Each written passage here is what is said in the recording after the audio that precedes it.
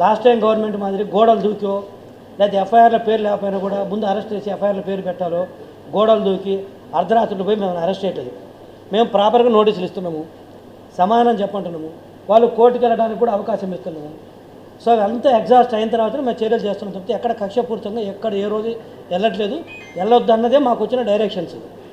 అది నా డిపార్ట్మెంట్ కనే కాదు, ప్రతి చోట కూడా అలాంటి డైరెక్షన్స్ ఉన్నాయి. అందుకని చెప్పేసి మేము యాంపిల్ టైం ఇస్తున్నాం. వాళ్ళకై వాళ్ళు వచ్చి తప్పు తెలుసుకొని తప్పు చేశారు, వచ్చి ఇస్తే బాగుంటుంది. అయినా కూడా మేము కావాల్సినంత టైం ఇస్తున్నాం. ఆ సమయాన్ని కూడా వాళ్ళు వినియోగించుకొని రెస్పాండ్ కాకపోతే డెఫినెట్గా will take action. FIR and mean to say take action అంటే లేక చట్టపరంగా ఏం చర్యలు చేపట్టాలి అవన్నీ చేపడతాం. ఎఫ్ఐఆర్ ఫైల్ చేయడం కావచ్చు, మిగతా అన్నీ కూడా చేస్తాం. సో లేట్ అవుతుంది కాబట్టి మేము చేయట్లేదు అనుకో ఆపేసామనుకోవద్దు. ఓన్లీ థింగ్ ఏంటంటే కక్షపూరితంగా వెళ్ళకూడదు. మనం వాళ్ళ రాజ్యాంగపరంగా వాళ్ళకి కొన్ని హక్కులు ఉంటాయి కాబట్టి వాళ్ళని గౌరవిస్తూ వాళ్ళకి ఇవ్వాల్సిన టైం వాళ్ళకి ఇస్తున్నాం.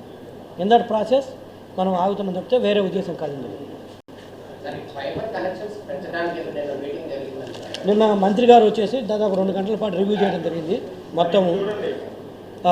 సో మా మోటివ్ అదే కదా, ఇంతకుముందు నేను కూడా చెప్పాను. నేను మంత్రి గారు వచ్చేసి క్లియర్ డైరెక్షన్స్ ఇవ్వడం జరిగింది.